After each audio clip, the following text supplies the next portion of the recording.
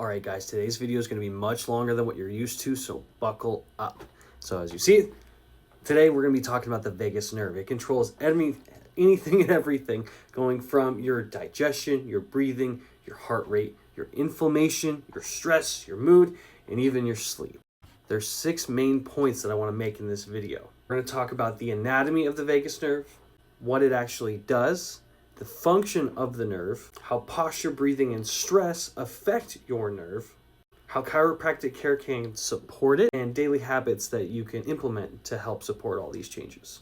All right, first things first, we're going to talk about the anatomy and structure of the vagus nerve. So it starts up here. It's the longest cranial nerve in your body. It's cranial nerve 10.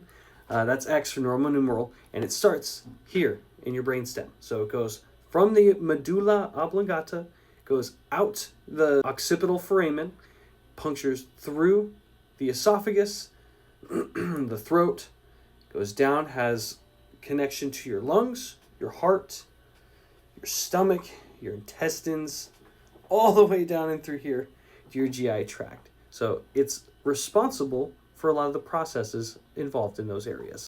So as it exits out of the medulla oblongata, it's going to be responsible for your breathing, your heart rate, and your blood pressure and swallowing in those areas. It's going to move down, close relation to the upper cervical spine and the muscles in those surrounding areas. So it'll move down into the carotid sheath, where it has a more superficial presentation to the body. And it'll be surrounded by muscles like your sternocleidomastoid, your scalenes, and the deep cervical flexors. So after it exits through this more superficial portion here into the neck, it'll move down past the clavicle and it'll go to where your heart and your lungs are. So on here it has connections to your lungs, which controls your breathing, and your heart, which controls your heart rate. So this connects to the SA node, which is the gas pedal for your heart. It sends the signal for which your heart beats. Well, it doesn't send the signal, but we'll get to that later. And it has length through the diaphragm, and it goes into places like the stomach, the small and large intestines, the gallbladder, the pancreas, the liver, all your digestive centers. Coming back to what we said about the heart, an interesting fact about this nerve is that 80% of its fibers are sensory fibers. So it's feeling the environment, and that comes really, really into play in the next part when we start learning about what it does. Since about 70 to 80% of this nerve is sending signals to and from the brain, it's also part of that gut-brain axis, which means that when you have issues here in your gut, like gut dysbiosis and poor microbiomes, that sends signals up to your brain, and that says, hey, my brain, it needs to stimulate a response in regards to to what's going on in those systems.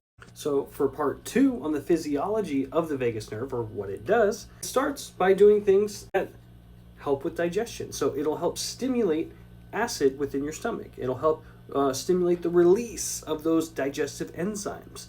Helps coordinate peristalsis, that wave-like contraction within your intestines, to help move the fecal matter along its journey. So the more it affects that, the more it affects what your body's able to absorb nutrient-wise, or what it needs to expel. And we've all had those episodes before. So when vagal tone is low, things that will happen that are the most common are bloating, constipation, reflux, and the digestive system becomes more sensitive to the things that you feed it. This is also why things like box breathing, which I don't want to get too far ahead of, can be very important or very pivotal in helping these systems in particular. So this perfectly segues into why and how it controls breathing. So it controls the depth in which you breathe and which you want to breathe. So the rhythm, the transition between inhale and exhale, the relaxation of airways. So the vagus nerve controls that. Also involved with the cholinergic anti-inflammatory pathway. So this helps communicate with immune cells and can help dial down excess inflammation. So a stronger, more balanced vagal tone will help initiate a more healthy response. So when you have a healthy response, this vagus nerve can help control your fight or flight pattern, that shift for when you're out of danger, going back into relaxation. And it can help with sleep. It helps lower your heart rate. It helps deepen and lessen or lower your breathing. So now we understand how the vagus nerve works. Now we're going to talk about why it breaks down. The most common thing that I see in people for when their vagal tone is not expressed properly would be, for lack of a better term, cervical misalignment, or that anterior or forward head posture. Now, don't get me wrong. Everything in life leads us to this flex position. Me filming this video right now makes me want to be forward and present for you. So I have that forward head carriage, and that puts more stress and tension on these muscles that we talked about. So when that is chronically inflamed, that response is going to be chronically deadened. Think of it like this. I'm going to have a decreased response or a decreased vagal tone when my head is forward because I have rib stiffness. Believe it or not, your upper ribs, rib 1 and 2, are right here around your clavicle. So I adjust these ribs all the time, and especially during the holidays, these areas get really inflamed. A lot of stress, a lot of family, emotion. I'm not even going to get into that, but that gets really expressed this time of year. So you have chronic rib stiffness and restriction. That goes also into your diaphragm. So we don't think about this because we breathe on our own. I just activated your analog breathing. Now you're thinking about it. So we don't realize this, but when we're babies, we naturally start to breathe with our belly. Look at any toddler with their belly poking out. They have this big inflation of their belly. And that exhale, we lose that as we get older because we get very vain. We don't want to have that gut. We don't want to look fat. We want to have that washboard, six-pack abs, and that affects our breathing. So we start getting the short, shallow breaths, and we're not using our diaphragm, which is an absolutely massive muscle. It's supposed to help create a negative space for our lungs to expand. The diaphragm is right here, and it's a muscle. It pulls down, creates a negative pressure for our lungs to expand and diffuse oxygen into our blood while pulling our organs down. You don't use that muscle, you lose it. So if we're shallow breathing with our chest, with our head in a forward posture, we're going to naturally keep on firing these muscles. That's going to continue. And it's going to cycle into a never-ending process of decreased vagal tone. So what does this lead to? Chronic stress and sympathetic overload. You're in these positions all the time. You're effectively taking away your ability to put the brake pedal on your sympathetic nerve system. So cortisol drives up and throughout your entire system. Your body is stressed to the max because it's fight or flight. Does that sound like any of you? So you're constantly stressed, in a panic, always exhausted, always tired. That fatigue that you have where caffeine doesn't hit the same way. It's a shot of caffeine to your bloodstream and it just jacks your heart rate up and you're still exhausted because your body is not properly resting and digesting. When this system is not able to be properly switched off, your vagal tone decreases. Your ability to lower it decreases. It's a never-ending feedback loop cycle. You're not doing it, so it gets you stressed more. You're not doing it, so you get stressed more, and it just keeps on ramping up. Next, your heart rate variability drops. This is really important because your heart rate needs to be able to be controlled.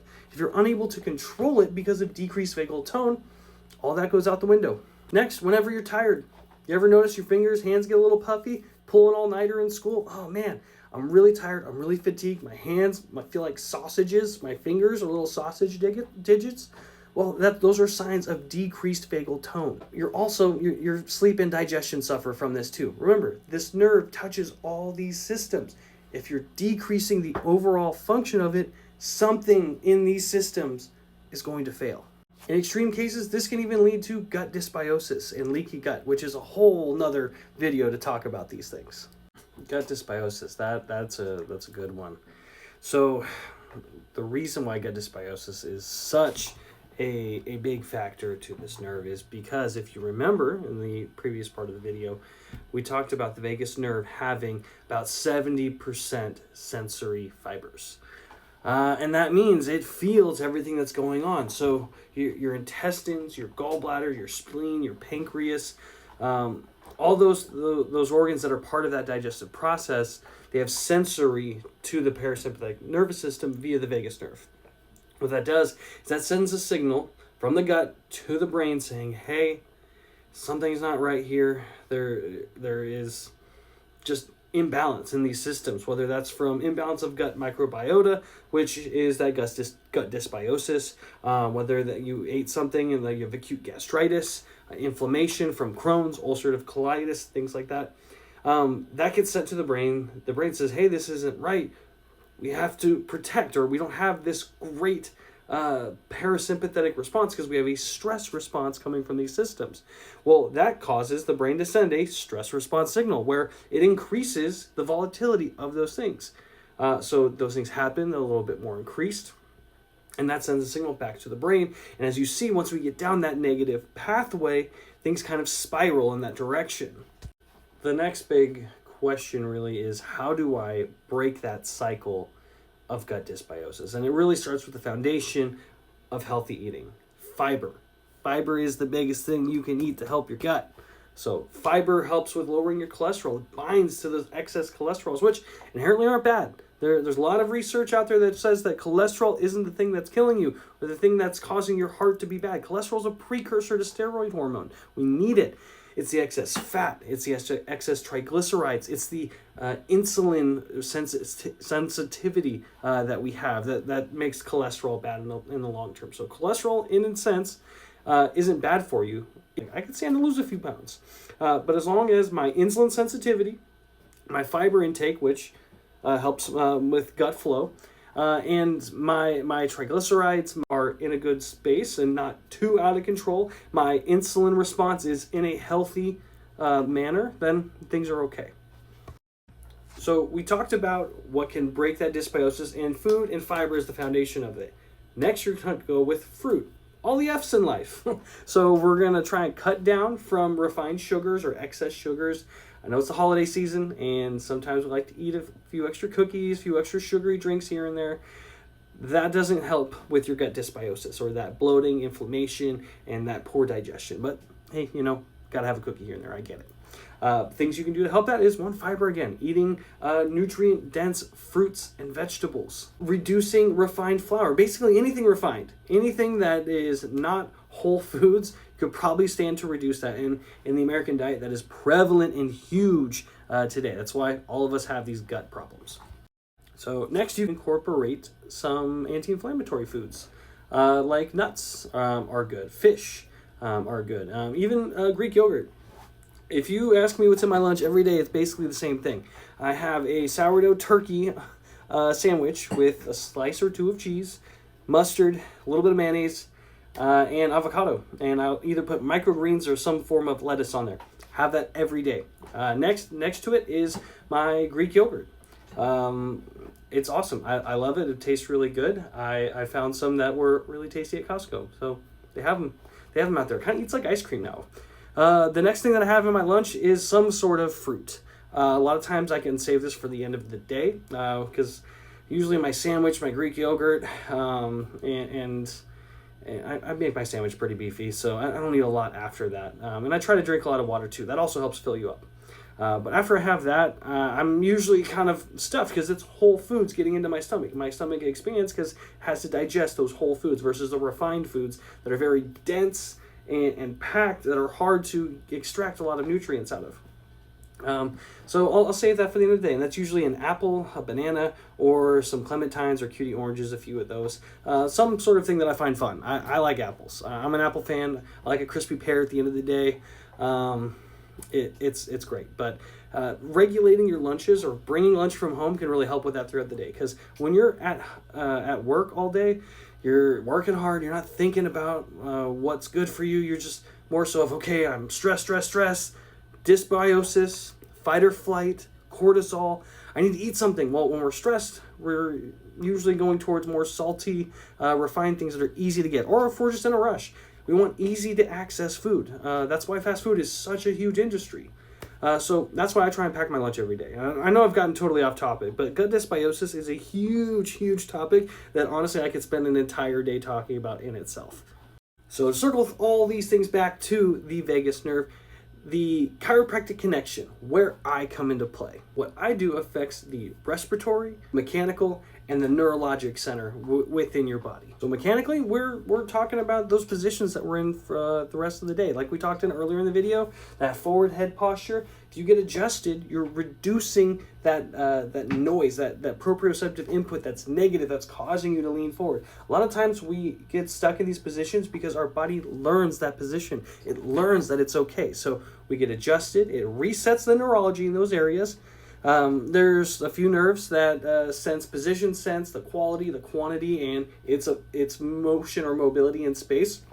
You reset the joint by adjusting it. Those nerves start to fire properly, because when they're not firing properly, they're firing pain receptors. And that pain receptor you don't like. It's a slow, thick fiber that goes all the way to the brain and says, hey, I don't like this. It's punching your brain. And your body's like, yeah, I don't like this. So you're going to move into a fashion that's going to get you out of that pain. So that's where we get into these patterns, because we're like, I can't move back. Things are stuck, so I have to move forward. Ow, I'm going to cower like this. I'm going to go into that fetal protection, that fight or flight, that flight, the protection mode. You see where I'm going with this? This has a pattern. So that's why getting adjusted is important.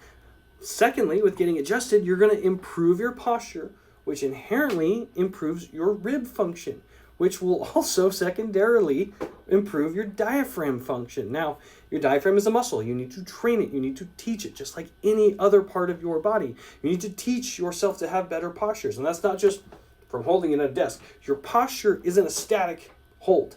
It's your ability to move from one position to another to keep yourself ready. So your postures are, hey, I'm able to work in this good position. Now, I work in this position, but if I force myself to do these, give myself a double chin and get into this position, then, I'm healthy now. No. You need to be able to do that easily and to move and flow from those positions throughout the day. Neurologically, we touched on this a little bit with the gut-brain axis. When we're reducing our body's physical fight or flight response or feeling, it'll also help with the biochemical response of that. So, the fake it till you make it, or tell your brain that, or no, actually the better saying is, whether you're right or you're wrong, you're right. Or whether you can or you can't, you're right.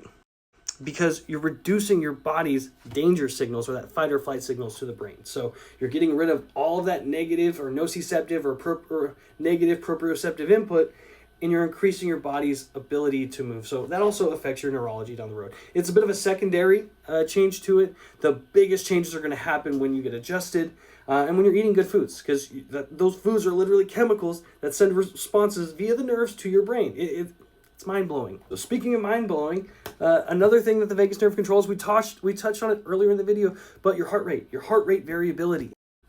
Your vagus nerve is on that SA node. That's the node that literally is the beating drum of your heart. So your heart rate variability is the time in between those heartbeats. That variability measures your autonomic nervous system's ability to adapt to a normal stress response. Low vagal tone, bad heart rate variability. Other than having a good diet, having good postures, getting adjusted, another thing that can help this is targeted breathing and meditation. Those are the biggest things outside of getting adjusted and changing your diet that can affect your vagal tone. You're like, what? This is a nerve. What are you talking about? Your brain is something that you train. Your brain is like another muscle. All these nerves have all these inputs to give, and you need to tell it what to do a lot of times. Your brain does a lot of things for you that you don't have to think about. Trust me. There's some things, though, that you can refine and make a little bit better. So speaking of things to make it better, we're going to talk about some actual tangible things that we can do to help improve our vagal tone. Welcome to part 6. This is where we talk about actual strategies to help improve your vagal tone. So the first thing that we're going to do is in line with breathing, diaphragmatic breathing. You hear this all over the internet. It gets all this praise because someone wants to reinvent literal breathing. And I get it. We don't breathe right. So we talked about the baby when it's born, having that big belly expansion and contraction, using their diaphragm to help stabilize their core. You could argue that helps with any other movement that we do. You ever hear your trainer or someone that's training say, hey, stabilize your core, fire your core. Your core is the main part of your body, and you need to fire it. Your diaphragm is part of that system. So in order to I'm getting out into the weeds here, but in order to actually improve this is how we do it. We're going to lie on our back. We're going to get rid of all of the gravity input, all the things going on. We're going to close our eyes and we're going to really think inward. I want you to picture your belly, your diaphragm, that muscle that pulls down on those organs to help expand where your lungs are, to help increase that air intake. When you take a deep breath in, breathe in through your nose. Breathe deep. You want to fill your belly up like it's a big balloon. Think of those toddlers, those babies, when they breathe. It's a literal balloon, just expanding and contracting. Breathe deeply in. You can count to 5. Hold your breath. You want to hold that muscle. You're training it. Remember, you're retraining it from the desk sitting that you've been at, that slow, shallow breathing. You're going to hold that 5 seconds.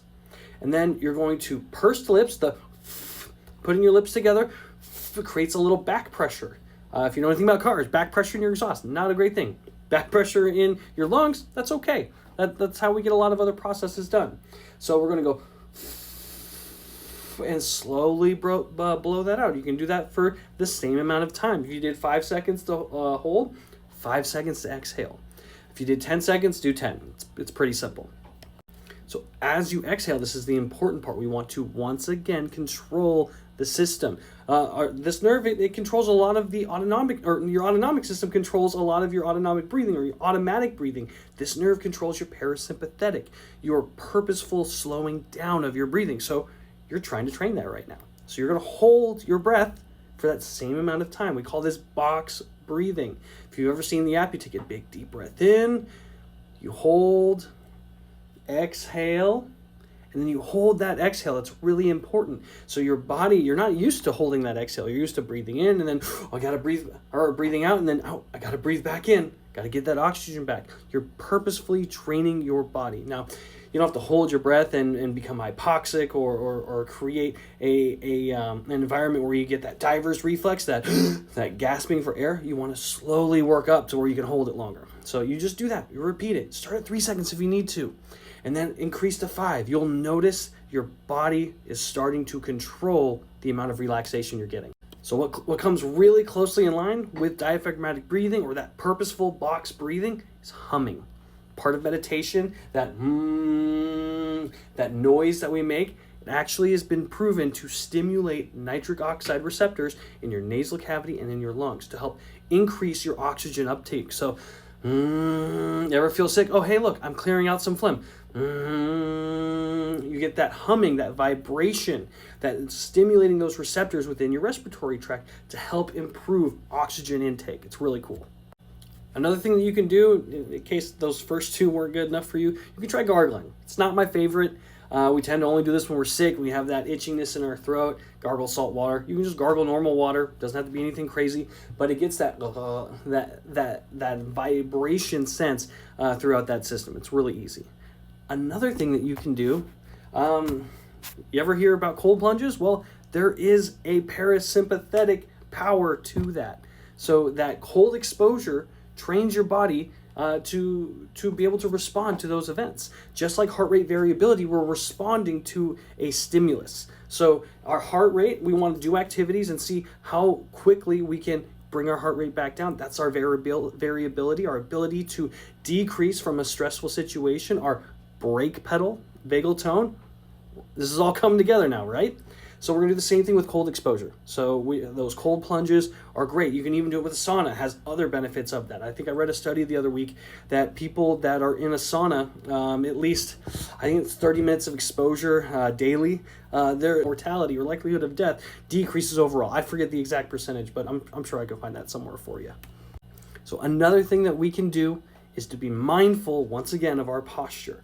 Our brain listens to us. Our postures dictate so many things automatically that we're not even thinking of. So whenever we're sad, we tend to have a slouched posture. Well, if we want to be happy and healthy, that's usually a much more upright posture. So being mindful of your posture is important. And to help you be mindful of your posture, getting adjusted. Of course, I'm a chiropractor. I'm going to bring this up eventually. But getting adjusted is the next best thing you can do to help with your posture, because you're getting rid of that painful input. You're getting the spine moving in the ways that it should so it can correctly move into those places without being painful. So in recap, by increasing your vagal tone, you're improving your body's ability to adapt over time. And if there's anything that you learn from life, that adaptability, basically adapt or die, adaptability increases your perception to improving your quality of life. So I hope you guys learned something from this video. Thank you for letting me rant and talk at your phone or your screen or whatever device you're reading this from. And like and comment. The more you like and comment this information, the more I'm able to do things like this. It takes me a lot of time to research this information and put it into a cohesive outline for you guys to just spew at the internet on your phone. So appreciate the love, and comment to see comment and let me know if there's anything else you want to learn about. I get fascinated by this stuff. I love doing deep dives and boring my family members to death with random facts that I go down a rabbit hole with. I love a good rabbit hole every now and then. But we'll see you guys in the next video. Thank you so much.